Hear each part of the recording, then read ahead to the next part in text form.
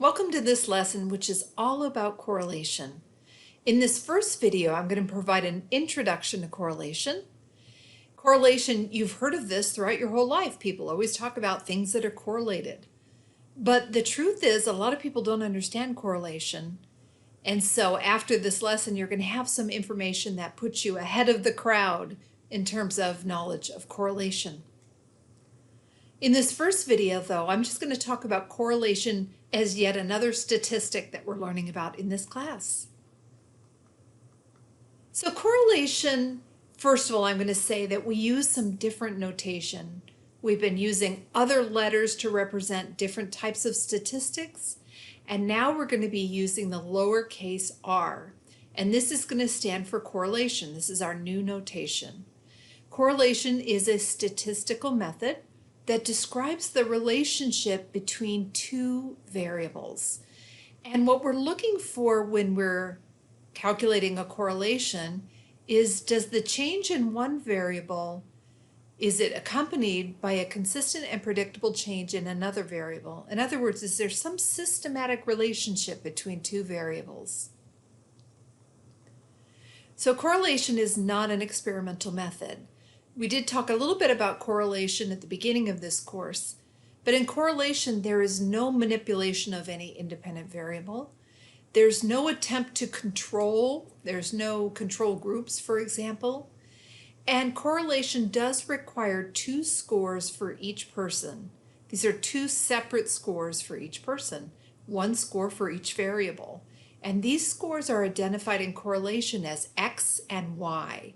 And we've been talking about X scores all along, but now we're going to be talking about X and Y scores. X being the first set of scores and Y being the second set of scores for a pair. So I'm just going to show you, for example, what this might look like. Let's say that we had two sets of data on a bunch of students. So on the left-hand side of this table, we have the student names. And next to that, we have their family income. That's in thousands. So Angel's family has an income of $33,000 per year. And then the grade in the class, the percent in the class, is that last column. So each person has two scores, and the correlation that we're going to be calculating can determine whether there's a relationship between these two variables.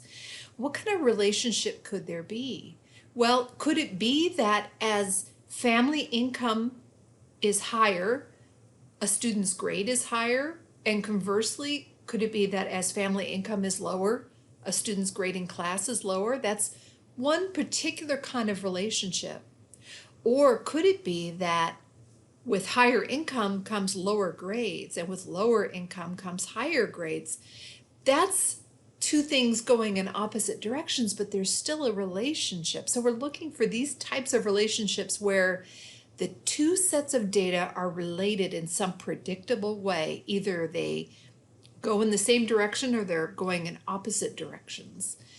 Where we would say there's no correlation is if there's no predictable relationship. Some scores are both high, some scores are both low, some are high and low, and there's nothing really systematic.